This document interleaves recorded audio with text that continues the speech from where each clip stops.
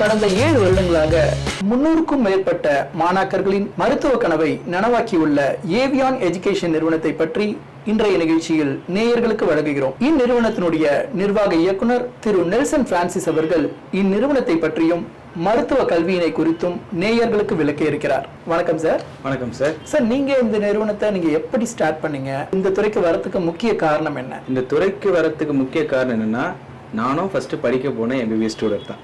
ஓகேங்களா. நான் படிக்க போன காலேஜஸாக இருக்கட்டும், அங்கே இருக்கிற என்விரான்மெண்ட் அதெல்லாம் வந்து பார்த்தீங்கன்னா இங்கே இருக்க பேரண்ட்ஸ்க்கு மோஸ்ட்லி தெரியலை. ஸோ இங்கே இருக்க ஏஜென்ட்ஸ் அண்ட் புரோக்கர்ஸ் ஒன்று சொல்லிடுறாங்க, பட் பேரண்ட்ஸ் அங்கே வந்ததுக்கப்புறம் அவங்க சொன்னது இல்லையன்றது அவங்களுக்கு தோணுது. ஸோ அதனால தான் நான் இந்த ஃபீல்டில் டைரக்ட் கான்ட்ராக்ட்ஸோட நம்ம யூனிவர்சிட்டியோட டைஅப் பண்ணி ஸ்டூடெண்ட்ஸை எவ்ரி இயர் அட்மிஷன் போடுறதுலேருந்து கூட்டிகிட்டு போகிறதும் சரி, அவங்களுக்கு அங்கே தேவையான மெயின்டெனன்ஸ் பார்த்துக்கவும் சரி, நாங்கள் அங்கேயே தான் பார்த்துக்குறோம். ஸோ இந்த ஏஜென்ட்ஸ் அண்ட் புரோக்கர்ஸ் மாதிரி சும்மா அனுப்பி விட்டுட்டு சரி ஸ்டூடெண்ட்ஸ் என்ன பண்ணுறாங்க இது பண்ண கிடையாது. இப்போ எங்களோட இந்த இயர் கரண்ட் பேட்ச் எங்களோட கிராஜுவேட் ஆயிருக்காங்க. ஸ்டில்லாவும் நாங்கள் அவங்க கூட நாங்கள் கைட்லைன்ஸில் இருக்கோம். அதுதான் எங்களோட one of the main reason. So இந்த ஏவியான் எஜுகேஷன் வந்து என்னென்னலாம் பண்ணிட்டு இருக்கு, எந்தெந்த நாட்டுக்கெல்லாம் வந்து இந்த மருத்துவ கல்வியை நீங்க அனுப்பிட்டு இருக்கீங்க? சார், ஆக்சுவலி பார்த்தீங்கன்னா நாங்கள் அனுப்புறது ஒரே கண்ட்ரி ரஷ்யா மட்டும்தான். ஏன்னா நாங்கள் அங்கே தான் இருக்கோம். அங்கே இருக்கிறதுனால ஸ்டூடெண்ட்ஸ் நாங்கள் டைரக்ட் கைடன்ஸ் கொடுக்குறோம், பார்த்துக்க முடியுது எங்களால். அதர் கண்ட்ரீஸில் நாங்கள் டைப் எதுவும் வச்சுக்கல. ஓகே. நாங்கள் அங்கே ஸ்டூடெண்ட்ஸை டைரெக்டாகவே இருந்து டைரெக்டாக பார்த்துக்கிறதுனால அவங்க அங்கே படிக்கிறதா இருக்கட்டும், அவங்க அக்காமடேஷன், அவங்க கிராஜுவேட் ஆகிற வரைக்கும் அவங்களுக்கான சப்போர்ட் நாங்கள் கொடுக்குறோம். ஸோ இப்போ இந்த ரஷ்யா அப்படின்னு சொல்லும்போது, ரஷ்யாவில் வந்து மெடிக்கல் படிக்கணுன்றது ரொம்ப வருஷமாகவே நடந்துட்டு இருக்கு. அது ஒரு ரொம்ப பேர் போன கண்ட்ரி. ஸோ நீங்கள் இந்த ரஷ்யாவை சூஸ் பண்ணதுக்கான காரணம் என்ன? ஏன் ரஷ்யாவை நான் வந்து சஜஸ்ட் பண்ணுறேன், ஏன் ரஷ்யாவை மட்டும் நாங்கள் பண்ணுறோன்னா, மெயின் ரீசன் ரஷ்யாவில் கவர்மெண்ட் யூனிவர்சிட்டிஸ் மட்டும்தான் சார். பிரைவேட்ல அங்கே யூனிவர்சிட்டிஸ் எதுவுமே கிடையாது. ஓகே. அது ஒன் ஆஃப் த ரீசன். ரெண்டாவது, ரஷ்யன் டிகிரி எப்பவுமே பார்த்தீங்கன்னா குளோபலி வேலிட் டிகிரி. ஸோ நம்ம ரஷ்யாவில் கம்ப்ளீட் பண்ணால் ரஷ்யாவில் ஒரே ஒரு ஆப்ஷன் எப்பவுமே அது ஒரு பெஸ்ட் ஆப்ஷன். நம்ம அதர் கண்ட்ரீஸில் கம்ப்ளீட் பண்ணுறவங்களுக்கு அந்த கண்ட்ரியில் ஒர்க் பண்ணுறதுக்கான லைசன்ஸ் கிடையாது. பட் ரஷ்யாவில் நீங்கள் படித்து முடிச்சிங்கன்னா அவங்களோட அக்ரிடிட்டேஷன் எக்ஸாம் எழுதுனீங்கன்னா நீங்கள் அவங்களோட கண்ட்ரியில் நீங்கள் படித்த யூனிவர்சிட்டியோட ஹாஸ்பிட்டலே ஆஸ் அ டாக்டர் ஒர்க் பண்ணலாம். ஆஸ் அ அஃபிஷியல் கவர்மெண்ட் சேலரியோட நீங்கள் ஒர்க் பண்ணலாம். ஸோ நீங்கள் ரஷ்யாவில் படிக்க போகிறீங்கன்னா நீங்கள் இன்டர்நேஷனலுக்காக உங்களுக்கு தனி ஸ்டாண்டர்ட் எஜுகேஷன் கிடையாது.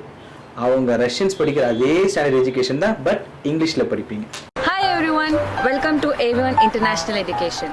I am Nisha and I am final year medical student in Russia. Wanna become successful doctor? Study MBBS in Russia. Why Russia? Here are the reasons why.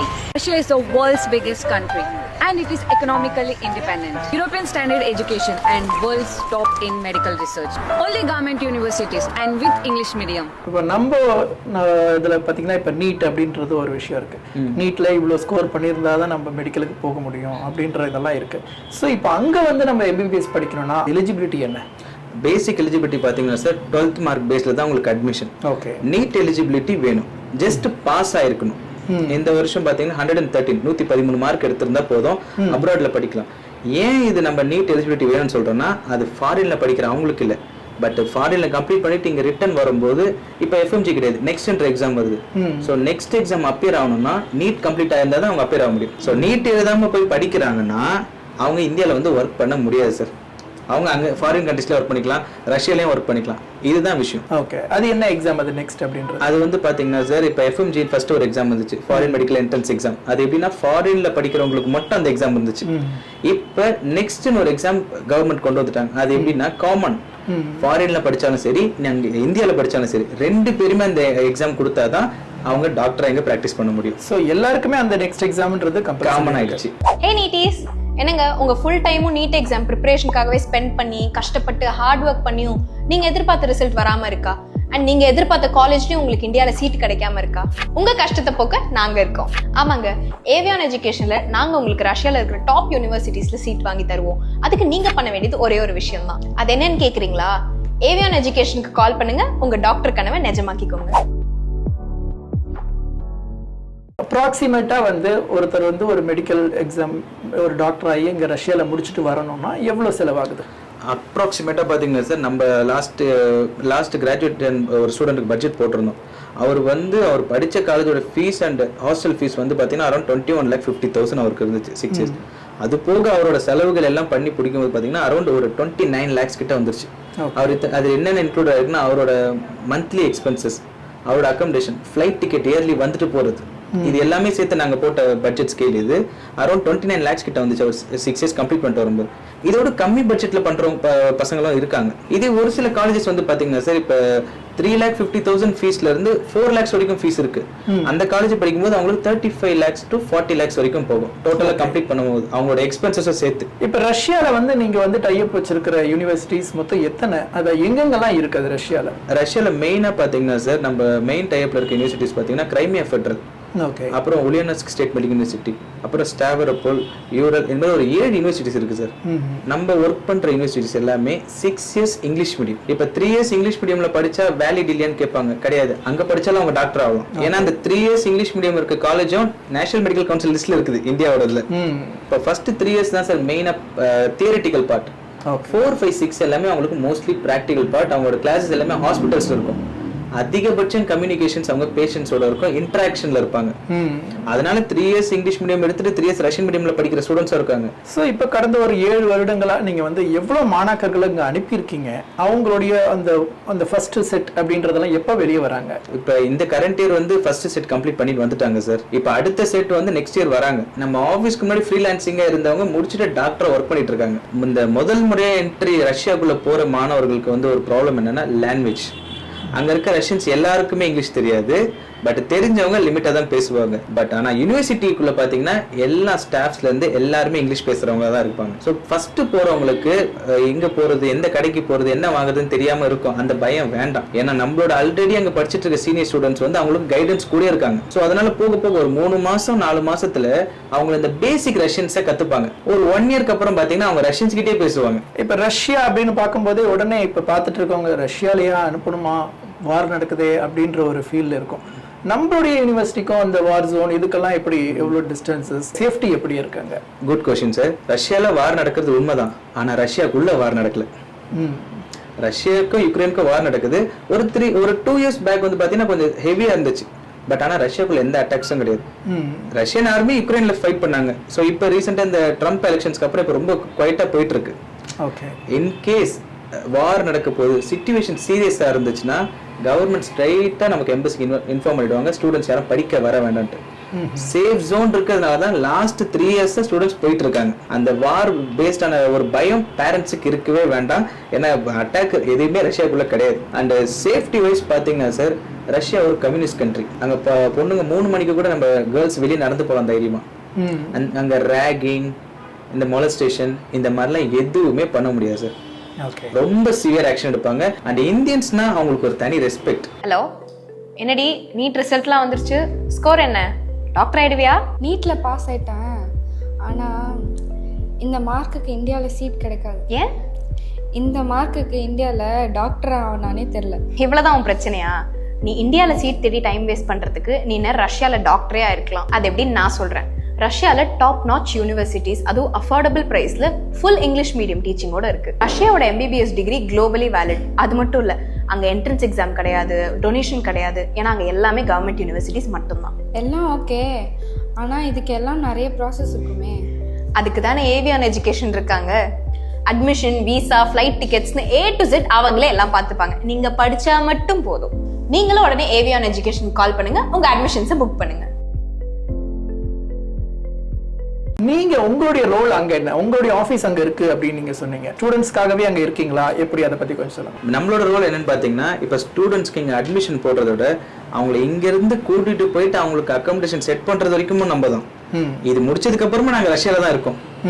So இப்போ வந்து இப்போ ஸ்டூடெண்ட்ஸ்க்கு இன்கேஸ் வந்து இப்போ cash withdrawal பண்ணோம், இந்த மாதிரி issues எதுவாக இருந்தாலும் அவங்க டைரெக்டாக எங்ககிட்ட அங்கேருந்தே வாங்கிக்கலாம். இப்போ சடனாக ஒரு ஃபங்க்ஷனோ இல்லை ஒரு எமர்ஜென்சி வீட்டுக்கு போகணும் அப்படின்னா யூனிவர்சிட்டியில் பர்மிஷன் வாங்கி ஸ்டூடெண்ட்ஸை ஒரு 5 டேஸோ 10 டேஸோ நம்ம அனுப்பி அவங்கள ரிட்டர்ன் கொண்டு வர வரைக்கும் எல்லாமே நம்ம தான் பார்த்துக்கிறோம். மெயின் திங் வந்து பார்த்தீங்கன்னா இந்த மெடிக்கல் ப்ராக்டிஸ் அப்படின்றது ஒரு இது இருக்குது. ஸோ இப்போ இங்கெல்லாம் பார்க்கும்போது இந்த ஃபைனல் இயர் ஹவுஸ் சர்ஜன் இந்த மாதிரி டைரக்டாக பேஷண்ட்ஸை ட்ரீட் பண்ணுறது அதுக்கெல்லாம் லாஸ்ட் இயர் இது பண்ணுறாங்க. அங்கே வந்து எப்படி அந்த மெத்தட் ஆஃப் டீச்சிங் எஜுகேஷன்லாம் எப்படி? மெத்தட் ஆஃப் டீச்சிங் வந்து பார்த்தீங்கன்னா சார் எவ்ரி இயர் அவங்களுக்கு இன்டர்ன்ஷிப் இருக்குது சார். எல்லா வருஷமும் இப்போ ஒரு சில ஸ்டூடெண்ட்ஸ் வந்து இப்போ ஓகே நான் செகண்ட் இயர் நான் இன்டர்ன் பண்ணேன், அங்கே முடியல, எனக்கு இந்தியாவில் ஒர்க் இருக்குன்னா அவங்க இந்தியாவில் வந்து இங்கே இருக்க கவர்மெண்ட் ஹாஸ்பிட்டலில் அவங்களோட எலிஜிபிலிட்டி சர்டிஃபிகேட்டை கொடுத்து இவங்க இங்கே இன்டர்ன் பண்ணலாம். 6th இயர் பார்த்தீங்கன்னா அவங்களுக்கு ஃபர்ஸ்ட் செம்க்கு அப்புறம் அவங்களுக்கு நடக்கிறது எல்லாமே இன்டர்ன்ஷிப் தான். எல்லாமே கைனகாலஜியாக இருக்கட்டும், பீடியாட்ரிக்ஸ், டெர்மட்டாலஜி எல்லாமே அந்தந்த டிபார்ட்மெண்ட்டில் அவங்களுக்கு கிளாஸஸ் ஆகும் போகும். பேஷண்ட்ஸை ஸ்ட்ரெயிட்டாக போய் இன்ட்ராக்ட் பண்ணுவாங்க, பேஷண்ட் ஹிஸ்ட்ரி கலெக்ட் பண்ணுவாங்க, அவங்களுக்கு ஒரு தனி ப்ராஜெக்டாகவே அது போயிடும். ஸோ இன்டர்ன்ஷிப் மஸ்ட்டு சார் அங்கே.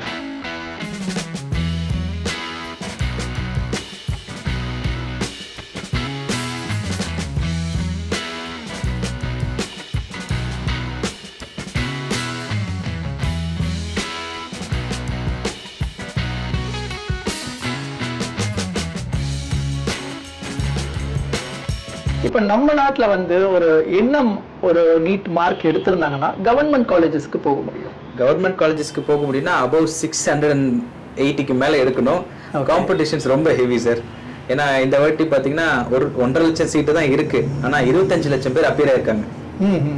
25 லட்சம் பேருக்கு 1.5 லட்சம் சீட் எதுவுமே பத்தாது. ஸோ அதனால அவங்க சூஸ் பண்ற ஆப்ஷன்ஸ் தான் அப்ராட் போகணுன்றது. மேக்ஸிமம் வந்து இவ்வளோ எந்த அளவுக்கு செலவாகும்?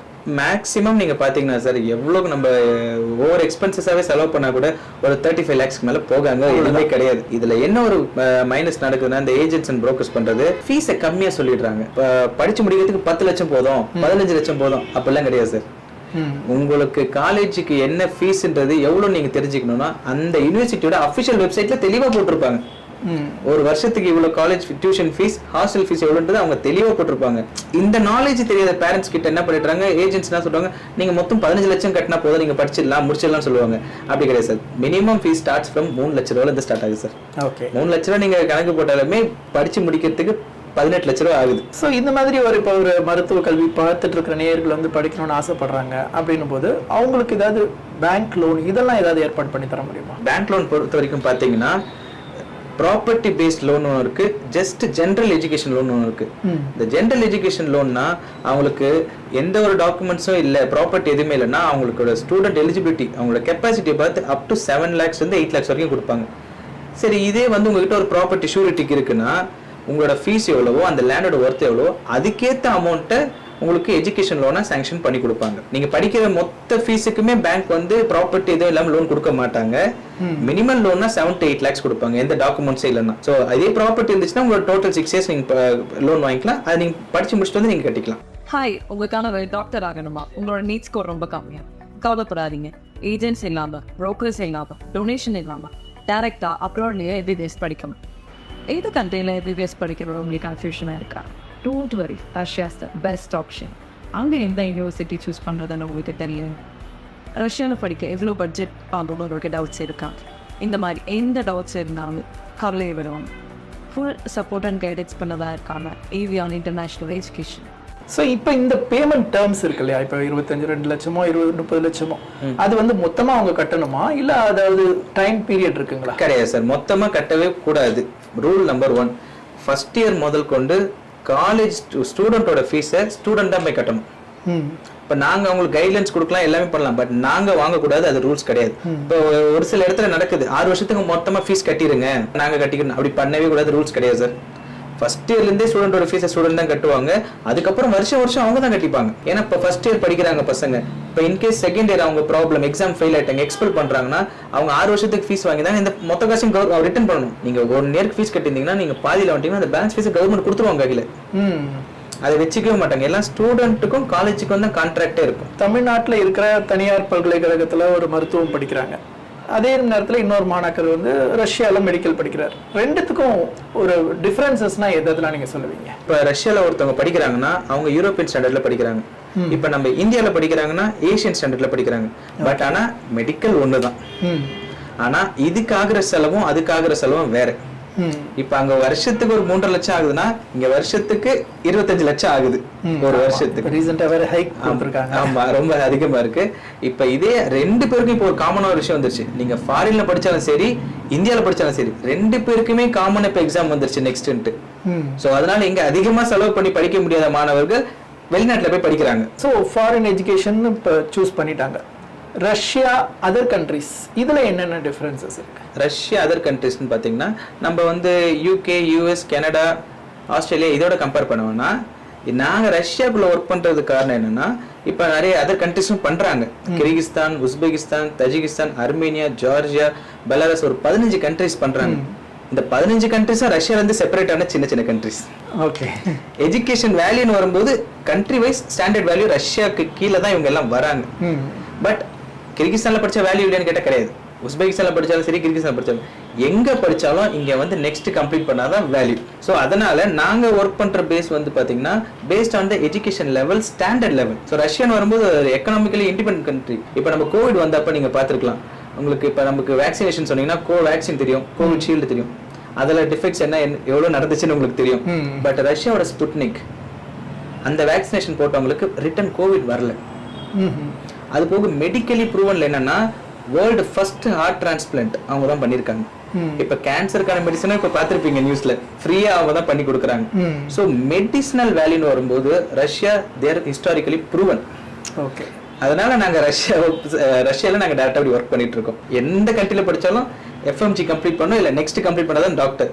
ரஷ்யான்னு வரும்போது நீங்க அங்க படிச்சு முடிச்சீங்கன்னா, அங்க அக்ரெடிடேஷன் எக்ஸாம் கம்ப்ளீட் பண்ணீங்கன்னா நீங்க அங்கேயே டாக்டர் ஒர்க் பண்ணலாம். ஆஸ் அ ரஷ்யன் கவர்மெண்ட் ஸ்டாஃபாவே நீங்க ஒர்க் பண்ணலாம். அது ஒரு பெனிஃபிட் இருக்கு சார். ரஷ்யாலயே எம்பிபிஎஸ் படிக்கணும். அது என்ன நான் சொல்றேன். ரஷ்யால பிரைவேட் யூனிவர்சிட்டிஸே கிடையாது, ஒன்லி கவர்மெண்ட் யூனிவர்சிட்டிஸ், அதுவும் வித் அஃபோர்டபுள் ஃபீஸ் ஸ்ட்ரக்சர். ரஷ்யால ரஷ்யன் மீடியம்ல தான் எஜுகேஷன் சிஸ்டம் இருக்கும்னு பயப்பட வேண்டாம். அங்க complete English medium. And also it's approved by WHO, MCI and UNESCO. So இன்னும் எதுக்கு வெயிட் பண்ணிட்டு இருக்கீங்க? உங்க அப்ளிகேஷனை ஏவியான் எஜுகேஷன்ல வந்து ரெஜிஸ்டர் பண்ணிக்கோங்க. ஸோ ரஷ்யாவை பத்தி ரொம்ப நல்லாவே சொல்லியிருந்தீங்க. நம்ம நாட்டுக்கும் அந்த நாட்டுக்கும் இந்த கிளைமேட் கண்டிஷன்ஸ் அது எப்படி இருக்கு? கிளைமேட் வந்து குளிரான கிளைமேட் தான், ஆனா அதை நம்ம தாங்கக்கூடிய அளவுல தான் இருக்கு. ரஷ்யானா ரொம்ப குளிர்னு சொல்லுவாங்க, குளிர் பக்கமும் இருக்கு. வெஸ்ட் சைட்லாம் போனா நல்லா -40, -45 போறதா இருக்கு. இந்த நம்ம அதர் யூனிவர்சிட்டிஸ் அண்ட் மெயின் சிட்டிஸ்லாம் பார்த்தீங்கன்னா -20 இருந்து 25 வின்டர் டைம், அதாவது பனி பொழிகிற அந்த பனி காலத்துல போகும். அது ஸ்டூடெண்ட்ஸ்க்கு தாங்குற கோல்டு தான். அங்க வெயிலும் அடிக்கும், மழையும் பெய்யும் சார். 12 வருஷத்து ஃபுல்லா நம்ம அங்க பனி பெய்யாது, குளிர்ல இருக்காது. 6 மாசம் பனி இருக்கும். அதை தவிர்த்து மழையும் பெய்யும், நம்மளுக்கு வெயிலும் அடிக்கும். இது வரைக்கும் நீங்க எவ்வளவு மாணாக்கர்கள் அங்க அனுப்பியிருக்கீங்க? அவங்க எந்தெந்த ஊர்ல இருந்தெல்லாம் போய் படிச்சிருக்காங்க, அதை பத்தி சொல்லுங்க. இது வரைக்கும் வந்து பாத்தீங்கன்னா நம்ம அரௌண்ட் ஒரு 350+ ஸ்டூடெண்ட்ஸ் போயிருக்காங்க. ஆல் ஓவர் இந்தியால இருந்து போயிருக்காங்க சார். இப்போ ஃபார் எக்ஸாம்பிள் கர்நாடகால இருந்துலாம் நம்ம ஆஃபீஸ் கூட வர்றது இல்லை, டைரக்டா ஆன்லைன்லயே முடிச்சுடுறாங்க. அதை தவிர்த்து கேரளா, ஆந்திரா, அப்புறம் நம்ம பஞ்சாப், இந்த மாதிரி ஊர்ல இருக்க ஸ்டூடெண்ட்ஸ், லாங்ல இருக்கவங்க அவங்க ப்ராசஸ் ஆன்லைன்ல பண்றாங்க. மீதி பக்கத்து ஸ்டேட்ஸ்ல இருக்கவங்க எல்லாருமே சென்னைக்கு வந்துடுறாங்க. தமிழ்நாட்டுக்குள்ள பாத்தீங்கன்னா மதுரை, திருச்சி, கடலூர் டிஸ்ட்ரிக்ட்ல இருந்து வராங்க, ராமநாடு, அப்புறம் பாண்டிச்சேரி, இந்த மாதிரி ஆல் ஓவர் தமிழ்நாட்டுல இருந்து வருவாங்க சார். இப்போ வந்து நீட் எழுதி இருக்கிறவங்க, இந்த வருஷம் இருக்கிறவங்க இப்போ அட்மிஷனுக்கு போகணும் அப்படின்னு இதை பார்த்துட்டு இருக்கவங்க போகணும்னா என்ன டைம் பீரியட்குள்ள அவங்களால போக முடியும்? அதுக்கு என்னென்ன ப்ரொசீஜர்ஸ், அதை பத்தி கொஞ்சம் சொல்லுங்களேன். இப்போ கரண்டா பாத்தீங்கன்னா சார் ஜூன்ல இருந்து அட்மிஷன் ஸ்டார்ட் ஆயிடுச்சு. இந்த ஜூன் மந்த் வந்து ஒரு பேட்ச் முடிச்சுட்டாங்க. இப்போ ஜூலை போயிட்டு இருக்கு. இப்போ ஆகஸ்ட் வந்து நமக்கு ஒரு 25th வரைக்கும் அவங்களுக்கு அட்மிஷன்ஸ் போயிட்டு இருக்கு. வரவங்க நம்ம இப்போ அட்மிஷன் போடலாம். பட் ஆகஸ்ட்டுக்கு அப்புறமா போட முடியுமா, இல்ல செகண்ட் பேட்ச் இல்ல வின்டர் பேட்ச் எல்லாம் கிடையாது சார். ரஷ்யாவை பொறுத்த வரைக்கும் இந்த டைம் அட்மிஷன் முடிஞ்சிருச்சுன்னா முடிஞ்சதுதான். அதை தவிர்த்து இன் பிட்வீன்ல போறது அது மாதிரிலாம் எந்த ஆப்ஷனும் கிடையாது. ஸோ மேக்ஸிமம் ஆகஸ்ட் 25க்குள்ள போயிடலாம். அதுக்கு உண்டான வீசா ப்ராசஸ் அதெல்லாம் ஈஸியா கிடைச்சிடுமா? ரொம்ப ஈஸி சார். வீசா ப்ராசஸ் வந்து இங்க கஷ்டமே கிடையாது, ஒரு காம்ப்ளிகேஷனும் கிடையாது. ரஷ்யன் ஸ்டூடெண்ட் வீசா பாத்தீங்கன்னா மேக்ஸ் டு மேக்ஸ் 7 டேஸ்ல வந்துடும். இதே எக்ஸ்பிரஸ் போடுறாங்க 3 டேஸ்ல வந்துடும். 11,000ல இருந்து 15,000 தான் வீசாவே. ஸோ நமக்கு 3 டேஸா 7 டேஸா அவ்வளவுதான். ஸோ உங்களுடைய எதிர்கால திட்டம் என்ன? எதிர்கால திட்டம் வந்து பாத்தீங்கன்னா சார், நம்ம நிறுவனத்தின் பேர்ல ஒரு ஹாஸ்பிட்டல் தொடங்கணும். அதுல ரஷ்யால படிக்கிற நம்மளோட ஸ்டூடெண்ட்ஸே வந்து டாக்டரா ஒர்க் பண்ணணும். அது ஒரு பெரிய கனவு தான் சார். இந்த நிகழ்ச்சியை பார்த்துட்டு இருக்க நேயர்களுக்கும் மருத்துவ கனவோடு இருக்கிற மாணாக்கர்களுக்கும் நீங்கள் என்ன சொல்ல விரும்புகிறீங்க? உங்களுக்கு பிடிச்ச விஷயத்த பண்ணுங்க, ஆனால் தெளிவாக யோசிச்சு பண்ணணும். ஏன்னா when it comes to education you have to be very careful. Education வரும்போது நீங்கள் ரொம்ப கவனமாக முடிவெடுக்கணும், தெளிவான முடிவாக எடுக்கணும். இந்த வேர்ல்டில் நீங்கள் என்ன வேணால் நீங்கள் what ever you think you can become. So உங்களோட ஐடியா, உங்களோட எய்ம் உங்கள் கையில் தான் இருக்குது. ஸோ கண்டிப்பாக கோடிகளில் இருந்தால் தான் மருத்துவர் ஆக முடியும் அப்படின்னு மாணாக்கர்களுடைய மனசில் நம்மளே பயிச்சிட்டோம். அது இல்லை அப்படின்னு உங்களுடைய பேட்டி மூலமாக தெரியுது. நன்றி, வணக்கம். நன்றி சார், நன்றி.